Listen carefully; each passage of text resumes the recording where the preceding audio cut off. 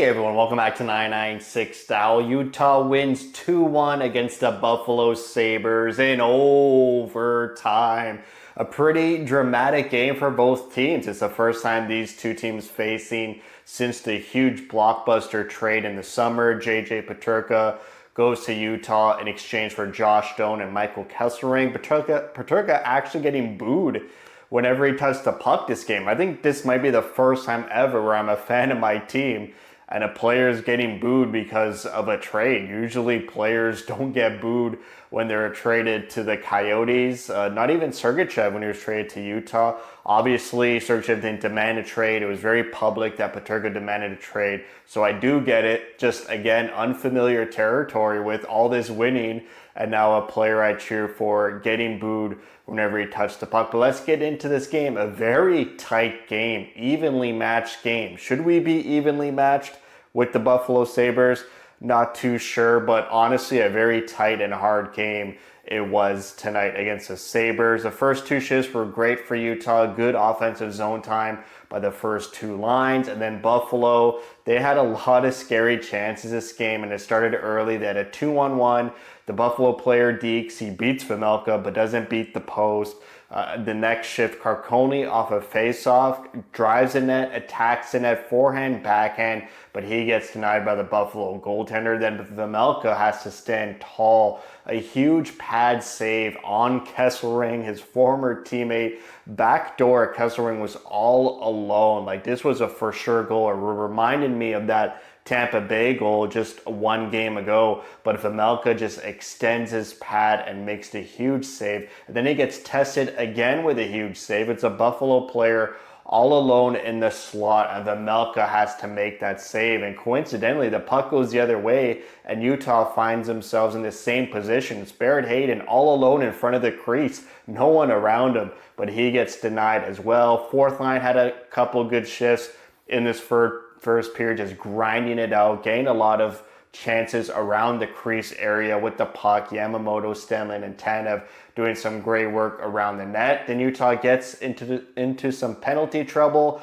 Thankfully, that was the only penalty trouble Utah got in all game. It was two power plays they had to kill off at the end of the first period. The first penalty kill they had a shorthanded 2-on-1. Krause and McBain. Krause connects the pass to McBain, but McBain cannot connect the shot on goal. And then their second penalty kill, they kill it off. So that's great that Utah kills off both of those penalties. It wasn't the most comfortable period, I would say. Like I said, Buffalo had a lot of grade A chances. They didn't see too many grade A chances for Utah other than that Hayden play all alone. But they looked good.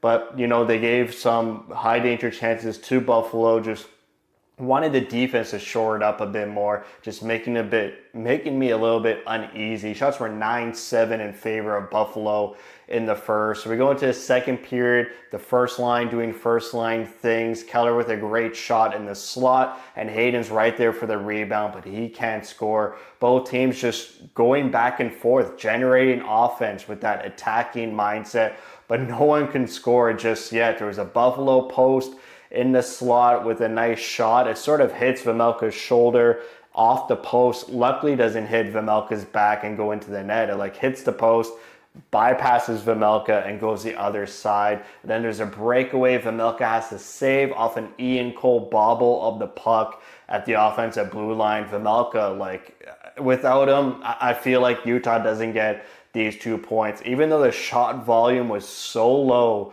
for Buffalo, I would say half of them were making me clench and be so worried whenever Buffalo had the puck on their stick. Luckily, Utah started to get some power play luck in this second period, and the power play looked way better than against the Tampa Bay Lightning. At least against Buffalo, they were able to set up on that first power play. They had a full minute, power play number 1 did, of ozone time, getting some good looks. The second power play looked good as well. They generated momentum from those two power plays.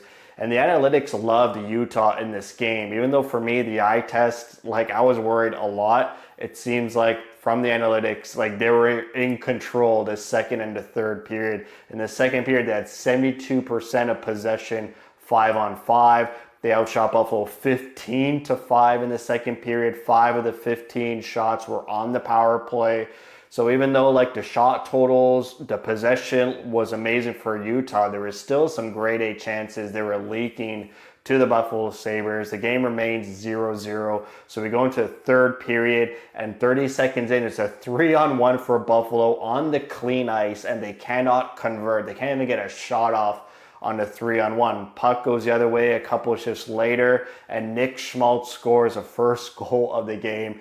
I think someone should tell Nick Schmaltz he should just sign one-year contracts for the rest of his career, because this contract year Nick Schmaltz we're seeing is just unbelievable. Assists go to Keller and Marino. Keller had the puck on the sideboards and finds a streaking Schmaltz pretty much all alone. He gets the puck and wires it, rips it past the Buffalo goaltender. And then things get a little bit crazy here. Buffalo does tie it up to make it 1-1. My initial reaction to this goal was that it shouldn't have been allowed. The puck is shot from the slot. It goes over the net, hits the boards behind the net, and then pops and bounces back over the net to the slot. But in the meantime, there's a Buffalo Sabre player behind the net that nudges the puck over the crossbar to his teammate. And I'm like, that's high sticking. Clearly the stick is above the crossbar. You can't make contact with the puck over the crossbar when you're around the net. But the refs and Utah, they decide not to challenge it. After some thoughts, I think it's because you're only not allowed to hit the puck above the crossbar if it goes directly in the net. Like if you're scoring, the stick can't hit the puck above the crossbar. If you're passing it to a teammate, even though you're near the net, I think the rule of below the shoulders comes into play and the crossbar doesn't come into play. That's the only reasoning I could think of, but if that reasoning's wrong, which I'm pretty sure it's right, I'm sure Andre Tourigny, and they were talking to the refs, I'm sure they all talked about it, and they're like, this goal counts for these reasons. My reasoning is that unless it's directly a goal, you can hit the puck above the crossbar. It just has to be below your shoulder. So after they tied up 1-1, I was a bit sour. The very next shift, Utah scores, but they blow the whistle dead and say the Utah player poked the puck away from the goalie when he had it smothered. Upon review, yeah, I kind of agree. The puck was covered with his glove. You can't see the puck, and Krause just fully pokes it underneath the goalie and it slides into the net, but they claim that the ref was going to blow the whistle. He had intent to blow the whistle and the goalie had it fully covered. So they say no goal. And after that, it seemed like Utah kept generating offense. It felt like every single shift Utah was getting into the Buffalo zone. Those grade A chances that they were leaking to Buffalo sort of stopped. And we're nearing the point of the third period where I was like, they just need to push this to overtime and get a point. They got 2 double headers this week. You just got to grab as many points as possible. And whenever Buffalo would enter the zone with the puck, I would still clench up. But they were tighter defensively in the third, only allowing 3 shots for Buffalo, whereas Utah had 11 shots on goal for the third period. So we go into overtime. They do get that point. And 30 seconds in, it's an uncontested slot shot by Buffalo all alone. And Vejmelka flashes the leather huge. And he's so amazed by himself making that save and showing off his glove. But Sergachev's like, buddy, drop the puck. Let's go. It's overtime. Let's catch him off guard.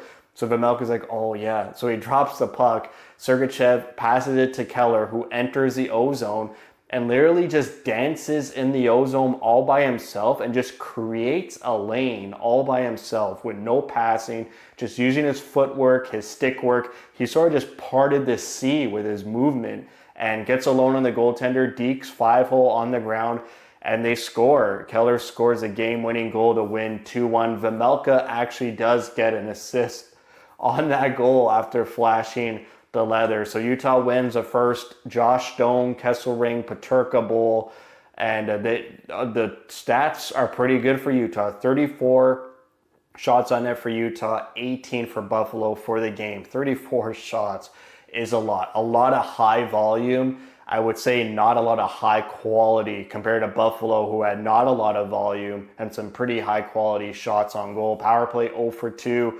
PK perfect, 2 for 2, and faceoff 60%. They got Toronto the next night. Again, like I said, part one of a doubleheader and their second doubleheader on the weekend against Montreal and Ottawa. So that's it for me. Thanks for watching. If you like what you see, spread the word.